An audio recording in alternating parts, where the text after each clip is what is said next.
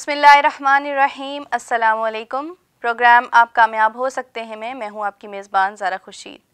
नाज़रीन, पिछले प्रोग्राम में हमने काफ़ी अहम चीज़ें डिस्कस की थी। हमने कामयाबी के बारे में बात की, हमने मेडिटेशन के हवाले से बात की। आज हम जिस मौजू पर गुफ्तगू करने जा रहे हैं वो हमारी ज़िंदगी का बड़ा अहम हिस्सा है, यानी नाकामी।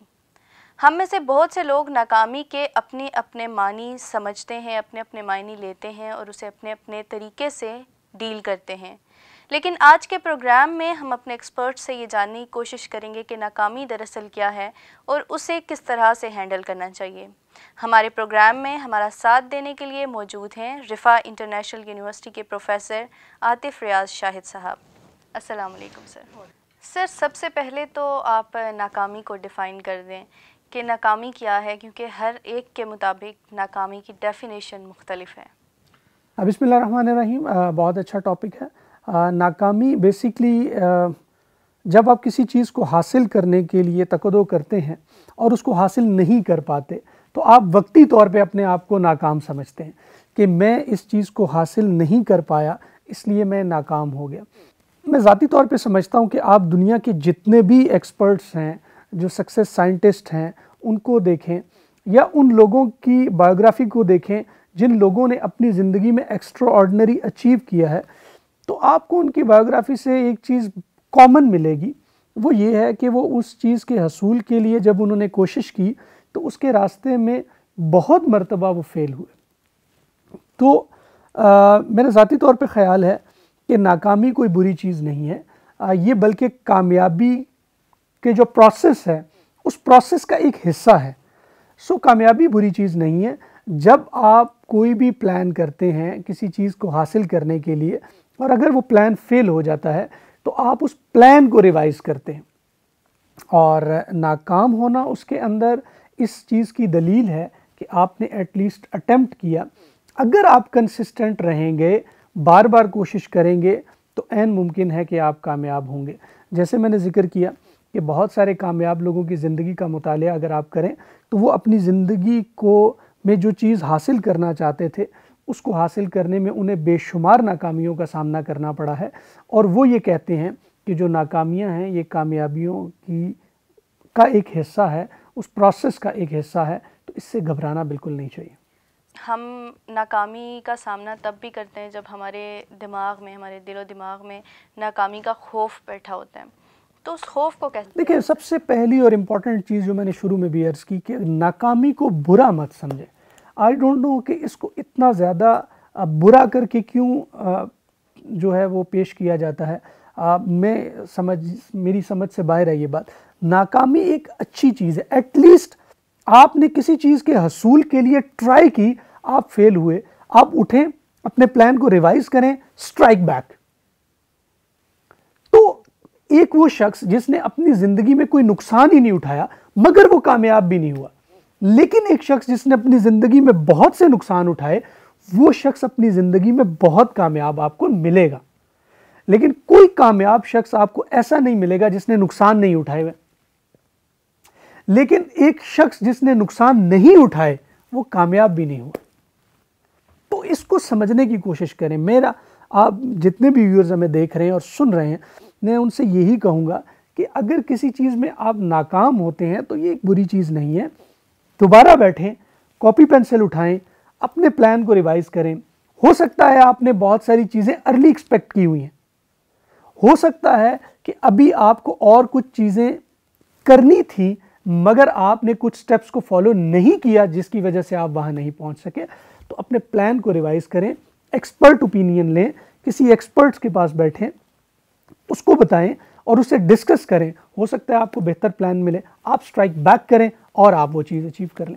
तो नाकामी बुरी चीज़ नहीं है अनटिल कि हम उससे कुछ सीख रहे हैं। अगर वो हमें सिखा रही है, ज़्यादा पहले से ज़्यादा एनर्जेटिक कर रही है, एक्टिव रख रही है और हमें किसी न किसी सूरत में मसरूफ़ रखे हुए, तो मेरे ख्याल से नाकामी बिल्कुल भी कोई बुरी चीज़ नहीं है।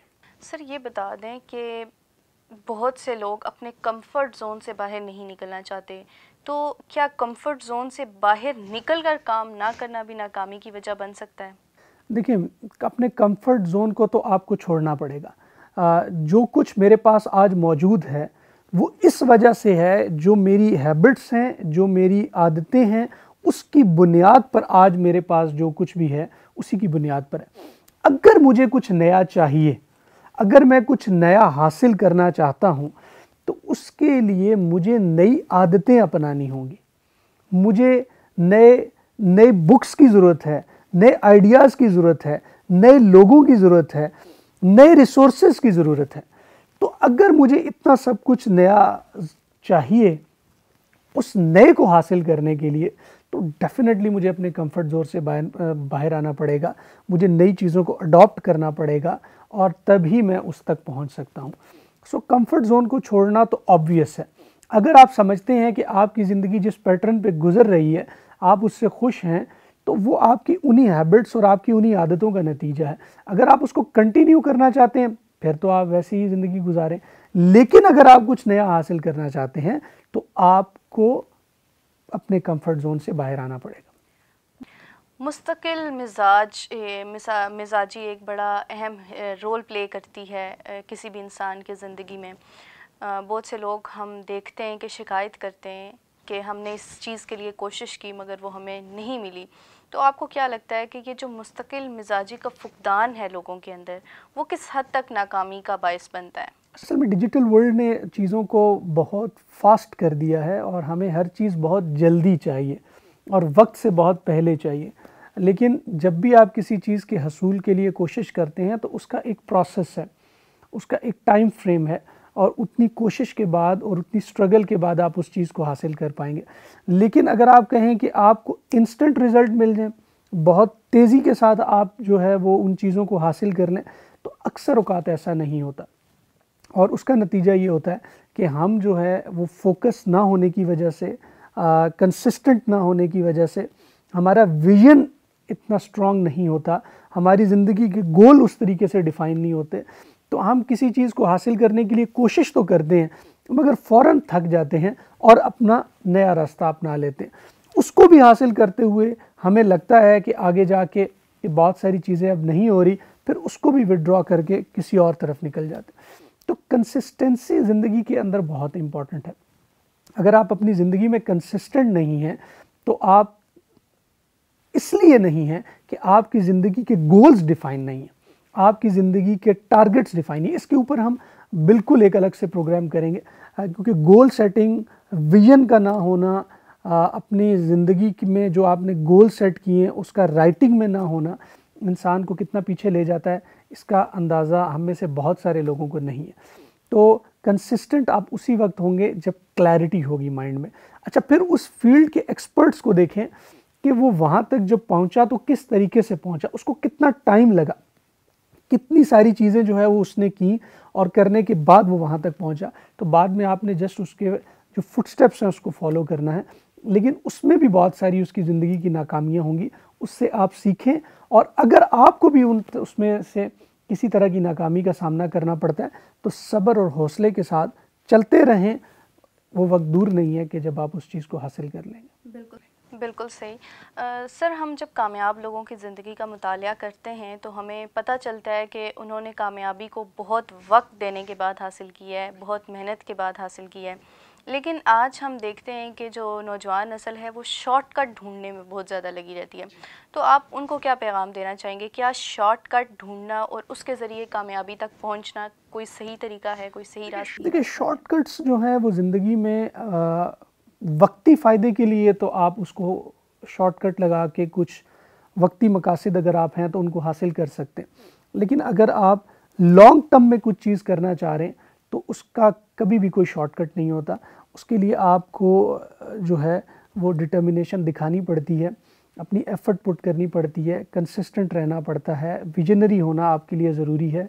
और कामयाबी एक प्रोसेस है, अगर आप उस प्रोसेस को फॉलो करेंगे, दुनिया में जितने भी कामयाब लोग हैं, आप इस कामयाबी के ऊपर बेशुमार किताबें लिखी गई हैं, हर एक का अपना पॉइंट ऑफ व्यू है, लेकिन कुछ किताबें ऐसी लिखी गई हैं और कुछ लोग जो है वो इसको स्टडी करने के बाद इस नतीजे पे पहुँचे हैं कि जो कामयाब लोग होते हैं कुछ चीज़ें उनकी कॉमन होती हैं, चाहे वो पहले कामयाब हुए हैं, आज कामयाब हुए हैं। तो आप जितने भी कामयाब लोग देखेंगे, उन कामयाब लोगों की ज़िंदगी में शॉर्टकट्स नहीं होंगे। अगर आप उनकी बायोग्राफी पढ़ें, आप उनकी लाइफ को स्टडी करें, आपको लगेगा कि इन लोगों ने बहुत वक्त दिया है, लोगों की बातें सुनी हैं, रेजिस्टेंस को फेस किया है, टफ टाइम देखा है, फाइनेंशियली बहुत सारा क्राइसिस उनके ऊपर आया, मगर वो अपने गोल्स के साथ बिल्कुल उस पर डिटर्मिन रहे और उनको हासिल करने के लिए उन्होंने अपनी पूरी एफर्ट, स्ट्रगल और लाइफ उसके ऊपर लगा दी, तब जाके उन्होंने उन गोल्स को अचीव किया। तो मेरे ख्याल के मुताबिक ज़िंदगी में कामयाबी के हवाले से किसी किस्म का कोई शॉर्टकट नहीं है। उसको, ये एक टाइम टेकिंग प्रोसेस है और आपको कंसिस्टेंट रहना पड़ता है। और कंसिस्टेंट आप उसी वक्त होते हैं जब आप विजन आपका होता है, आपको जिस जगह पर पहुंचना होता है उसके ऊपर आपकी क्लैरिटी होती है। तो जो राइट लेफ़्ट से आपको बातें सुनने को मिलती हैं उसका असर आप पे कम होता है। हमारे ताल्लुकात और तरजीहात किस हद तक हमारी नाकामी या कामयाबी के लिए कामयाबी में रोल प्ले कर सकती हैं? तरजीहात डेफिनेटली हमारी ज़िंदगी में बहुत अहम रोल प्ले करती हैं। और अगर आपका फोकस जो है उसमें क्लैरिटी है, आपके ऑब्जेक्टिव्स ज़िंदगी के क्लियर हैं, आपके एम्स क्लियर हैं, तो डेफिनेटली आपको जो रुकावटें हैं वो आपका कुछ नहीं बिगाड़ सकती। फॉर एग्ज़ाम्पल, एक शख्स है जिसने फ़ैसला किया है कि वो अपनी एजुकेशन को कंटिन्यू रखेगा और उसकी शादी हो जाती है। अब दिखने में तो लोग कहेंगे कि उसके पास बेशुमार बहाने कि अब बच्चे हैं, घर की जिम्मेदारियां हैं, अब ये प्रॉब्लम है, अब ये प्रॉब्लम है। तो एक्सक्यूज़ेस जो हैं वो नाकाम लोगों की ज़िंदगियों में बहुत ज़्यादा होते हैं। लेकिन अगर डिटर्मिनेशन है, तरजीहात हैं और आपने डिफ़ाइन की हुई हैं कि मुझे ये करना है, तो किसी किस्म के भी जो हर्डल्स हैं वो आपकी ज़िंदगी में आ जाएं, लेकिन आप अपने गोल तक पहुंच के रहते हैं, आप टाइम निकालते हैं। मैं आपको अपनी ज़िंदगी से एक एग्ज़ाम्पल दूं कि जब मैंने एमएस स्टार्ट किया तो मैं जॉब कर रहा था और मेरे पास और भी बहुत सारी मसरूफ़ियत थी, लेकिन उसके बावजूद मैंने ढूंढ के इवनिंग में यूनिवर्सिटी निकाली जो इवनिंग में एमएस करवा रही थी। और मैंने अपनी जॉब के साथ बहुत मुश्किल, बहुत टफ़ टाइम, मेरी ज़िंदगी के 2 मुश्किल सालों में से वो 2 साल थे, लेकिन मैंने अपनी जॉब को भी कंटिन्यू किया और मैंने अपने एमएस को भी कंटिन्यू किया। मेरा प्लान शुरू से ये था कि मैं पीएचडी करूँगा बाहर से। बच्चों के साथ भी जब आपकी तरजीहात क्लैरिटी होती है, आपको क्लैरिटी होती है, तो इन सब चीज़ों के बावजूद भी आप फोकस्ड होते हैं और टाइम निकालते हैं और आप अपने गोल को अचीव करते हैं। तो मेरे ख्याल के मुताबिक तरजीहात अगर वाज़े हों, प्लान अगर पहले से बने हों, आपको पता हो और आप ज़िंदगी को, जब आपकी ज़िंदगी चल रही होती है तो उसमें बहुत सारे मौके जो हैं वो आपकी ज़िंदगी में ऐसे आते हैं जहाँ पर आप उसको फ़ौरन कैश करके अपने गोल तक पहुँचने के लिए उसको यूटिलाइज़ करते हैं। तो मेरे ख्याल से तरजीहात ज़िंदगी में बहुत अहम है। अगर ये होंगी तो ज़िंदगी में जो आप टारगेट्स हैं उनको आप आसानी से अचीव कर लेंगे। आपने प्लानिंग की बात की, तो आपके ख़्याल में प्लानिंग कैसी होनी चाहिए? देखिए, प्लानिंग का मतलब ये है, हम इसको इंशाल्लाह गोल सेटिंग के अंदर डिस्कस करेंगे डिटेल में, लेकिन एक शॉर्ट सा मैं बता दूं कि 3 तरह की प्लानिंग्स होती हैं। सबसे पहली चीज़ होती है टारगेट्स। टारगेट्स आपके within 3 month to 6 months होते हैं कि करंटली जो सिचुएशन चल रही है इसके अंदर आप 3 to 6 मंथ्स में आप कि क्या आप करना चाहते हैं और उसके हवाले से आप अपने टारगेट्स बनाते हैं और उनको प्लान करते हैं और उस चीज़ को अप्लाई करने के बाद उन चीज़ों को हासिल करते हैं। दूसरी चीज़ होती है ऑब्जेक्टिव्स, 1 ईयर और 2 ईयर्स कि 1 से 2 साल में आपके ऑब्जेक्टिव्स ज़िंदगी के क्या हैं और उनको लिस्ट डाउन करने के बाद उनका आप अकॉर्डिंगली प्लान करते हैं। तीसरी चीज़ होती है एम्स। आपकी ज़िंदगी में 5 साल के 5 साल में आप एक बहुत मेजर डिफरेंस क्रिएट कर सकते हैं। तो अगले 5 सालों में आप अपने आप को कहाँ देख रहे हैं, 5 सालों में आप कहाँ पहुँचना चाह रहे हैं, और उसको सामने रख के अब 3 months to 6 months, 1 year to 2 years and then 5 years, तीनों चीज़ों को देखें, स्टेप बाय स्टेप चीज़ों को लेकर चलें। उनको लिखने के बाद अपनी तरजीहात को वाज़े करें, फिर कंसिस्टेंट रहें और एवरी वीक अपने आप को एनालाइज करें, अपनी एक्टिविटीज़ को, कि वो कितना हेल्प आउट कर रही हैं आपके गोल्स और आपके एम्स तक पहुंचने में। तो अगर ये प्लानिंग होगी तो आपकी ज़िंदगी आसान होगी। हमने ये चीज़ मैं पहले भी अपने कई इंटरव्यूज़ में इस बात को डिस्कस कर चुका हूँ कि हार्वर्ड यूनिवर्सिटी की एक रिसर्च के मुताबिक उन्होंने अपने MBA पास आउट से एक रिसर्च उन पे की और उनको बिठा के पूछा कि कितने लोग हैं जिनके ज़िंदगी में गोल्स डिफाइन हैं। फिर उनमें से पूछा कि कितने हैं जिनके रिटर्न में मौजूद हैं। तो मेरे ख्याल से किस्सा मुख्तसर ये कि वो 4% लोग ऐसे थे जिनके रिटर्न में थे, और एट द एंड जब 10 साल के बाद हार्वर्ड ने दोबारा उनको कांटेक्ट किया तो वो जो 4% लोग थे जिनके गोल्स रिटर्न में और डिफाइन थे, वो लोग किसी कंपनी के CEO या ऑपरेशनल मैनेजर्स थे। जबकि वो लोग जिनके गोल्स तो थे 13% लोग जिनके गोल्स तो थे लेकिन उनके माइंड में थे, उन लोगों की ज़िंदगी एक मतलब वो भी अपनी कंपनी में मैनेजर्स या एक कंपैरेटिवली बेहतर ज़िंदगी गुजार रहे थे। मगर जो लोग 83% जिनकी ज़िंदगी में ना कोई गोल थे, ना कोई डेफिनेशन थी, ना कोई प्लानिंग थी, ना कोई राइटिंग थी, वो लोग बहुत ही एवरेज एक गुजारा करने वाली ज़िंदगी को गुजार रहे थे। तो इससे बहुत फ़र्क पड़ता है। अगर आपके गोल्स डिफाइन हैं, अगर आपकी ज़िंदगी की तरजीहात क्लियर हैं, उसके बाद आप कंसिस्टेंट हैं, तो आपकी ज़िंदगी में जो कामयाबी के चांसेस हैं वो ज़्यादा हो जाएंगे। बहुत शुक्रिया सर, आपने बड़े अच्छे तरीके से नाकामी को डिफ़ाइन किया और उसको हैंडल करने के लिए हमें बड़े अच्छे तरीके से वाज़ेह किया चीज़ों को।